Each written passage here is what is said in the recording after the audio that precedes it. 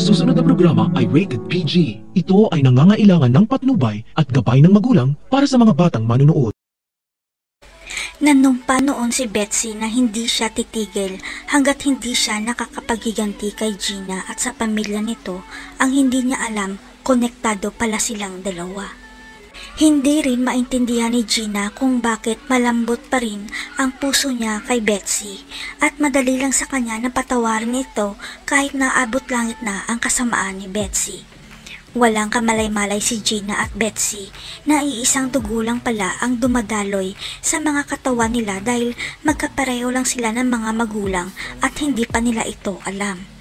Hindi man lang naisiwalat ni Minda ang pinakatago-tago niyang sikreto bago siya mawala na hindi niya tunay na anak si Gina sa kadahilan ng hindi nakauwi si Gina sa Pilipinas.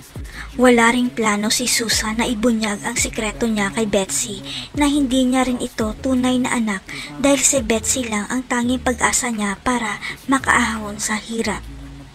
Hanggang sa maaksidente si Gina at ito ang magiging daan para malantad ang sikreto tungkol sa tunay nilang pagkatao ni Betsy dahil sa pag-donate sa kanya ng dugo. Ayon sa doktor, si Betsy lang ang tanging kamatch ni Gina kaya ipina-DNA test siya ng kaibigang doktor ni Minda at lumabas sa resulta na 99% match silang dalawa. Malalaman na kaya ni Betsy at Gina na magkapatid pala silang dalawa. Sino kaya ang tunay na mga magulang ni Betsy at Gina? Abangan.